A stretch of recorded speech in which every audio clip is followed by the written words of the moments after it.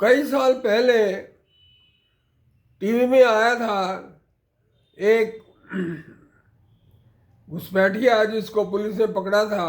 उससे पूछताछ के दौरान पता चला कि वो कहता है कि मैं 20 रुपए दे के भारत में घुसा था बांग्लादेश से। अब ये जो हेडलाइंस इंडिया का इन्वेस्टिगेशन आया है, रिपोर्टिंग आई है, इसमें जो पत्रकार महोदय हैं वो कहते हैं, वो पूछते हैं कि आपका आधार कार्ड कैसे बना। तो जो महिला है वो कहती है कि हमने कोठी में काम करना था और जो मैडम थी वो कह रही थी कि अपना आधार कार्ड लाओ तो तभी हम आपको रखेंगे।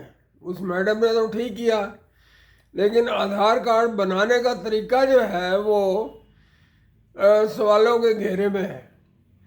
वो कह रही है कि मैंने 1,000 रुपया दिया एक आधार कार्ड के लिए और दूसरे आधार कार्ड के लिए दूसरा 1,000 और दिया और पैन कार्ड भी बन गया। पैन कार्ड के लिए उसने अलग पैसे दिए। इसका मतलब ये है कि ये जो इतने महत्वपूर्ण सबूत हैं, दस्तावेज हैं, ये बहुत सस्ते में बन जाते हैं। आधार कार्ड हो या पैन कार्ड हो,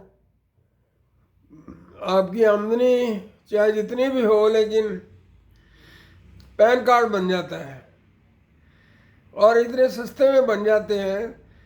तो बात यह है कि जो भ्रष्ट अधिकारी हैं, भ्रष्ट कर्मचारी और अधिकारी, और हो सकता है कि दूसरे समुदाय के लोग जो सरकारी नौकरी करते हैं वो भी इनकी मदद करते हों ताकि इनके आधार कार्ड बन जाए, पैन कार्ड बन जाए, फिर वोटर कार्ड बन जाए, फिर और दूसरे सहूलियत मिल जाए।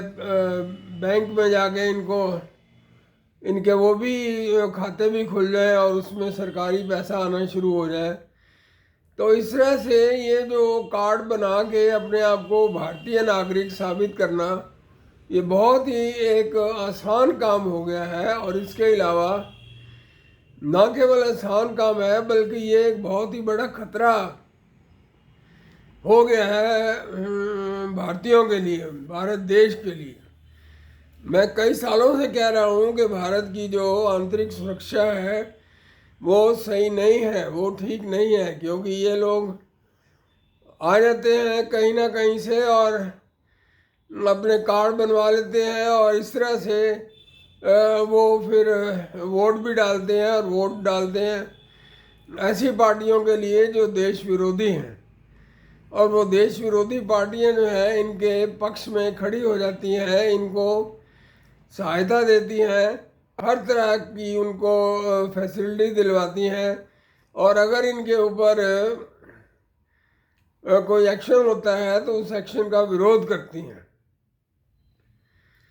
माननीय चीफ मिनिस्टर उत्तर प्रदेश श्री योगी जी ने कहा है कि हम एक एक घुसपैठिए को बाहर निकालेंगे। ये एक बहुत ही बड़ा संकल्प है और बहुत ही सही संकल्प है।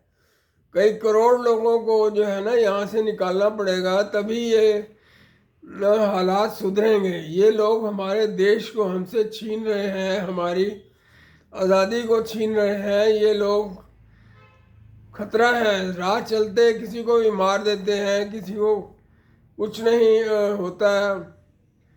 आज ही हमारे यहाँ हमारी पुरानी जो एक सहायिका थी उसके वो आई, उसने कहा कि उसके बेटे को 7 साल के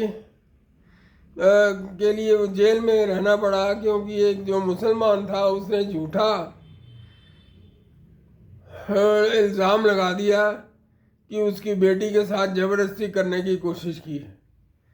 और वो 2 लाख रुपए मांग रहा था, कहता 2 लाख दे दो मैं विड्रॉ कर लूँगा। लेकिन वो 7 साल रह आया है, उसकी तो जवानी एक किस्म से बहुत ही मुश्किल से भी थी।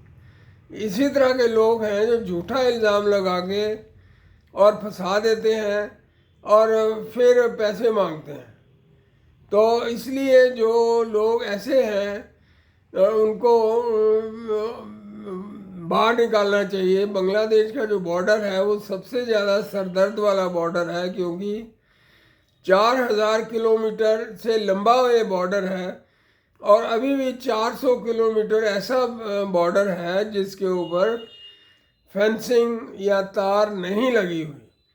जो तार ना लगने की वजह है वो ये है कि समुद्र में भी है वो बॉर्डर, और जो जंगल है समुद्र के किनारे उनमें भी वो बॉर्डर है। तो वो जो जगह है वहाँ से वो आते हैं, बड़े बड़े पाइप हैं गंदे पानी के, उन पाइपों में से घुस के आ जाते हैं। एक वीडियो तो वो भी आया था कि एक स्ट्रेचर के ऊपर एक तरफ से एक लड़की को रखा जाता है, दूसरी तरफ धकेल दिया जाता है तो वो भारत में आ जाती है। और ये सारा काम जो है वहाँ की जो मुस्लिम पार्टियां हैं वो करती हैं, भारत विरोधी पार्टियां करती हैं। तो बात यह है कि न केवल भारत के इस पार बल्कि उस पार भी इनको रोकना चाहिए। उनको ऐसे भारत सरकार को चाहिए कि जो भारत का जो चिकन नेक से लगता हुआ इलाका है बांग्लादेश का, उसके ऊपर कब्जा करके और हिंदुओं को वहाँ बसाए, ताकि हिंदुओं को जो सुरक्षा चाहिए वो उनको मिल सके। नहीं तो हिंदुओं की बांग्लादेश में बहुत बुरी हालत हो रही है। इसलिए ये इस समय की मांग है कि नॉर्दर्न बांग्लादेश को के ऊपर कब्जा करके उनको बांग्लादेशी जो हिंदू हैं उनको वहाँ बसाया जाए। धन्यवाद।